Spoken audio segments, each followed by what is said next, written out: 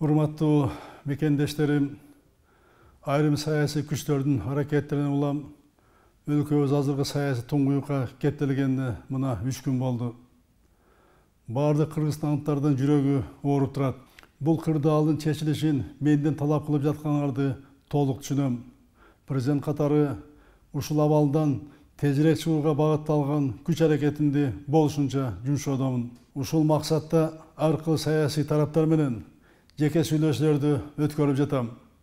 Урматтуу саясий күчтөрдүн жетекчилери азыркы саясий туңгуй абалдан чыгуу үчүн менден президент катары талап кылуучу кадамдарга даяр экенимди дагы бир ирет билдирем. Бирок кырдаалды жөнгө салуу милдетин алам деген тараптардан сүйлөшүү үчүн бирдиктүү аянтча сунуштар керек.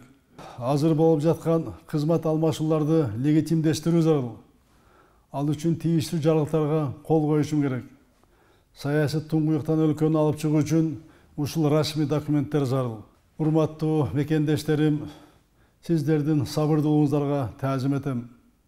Ошону менен катар саясий күчтөрдөн конкреттүү кадамдарды күтөм. Жараткан өзү жар болуп, элибиз аман, жерибиз тынч болсун.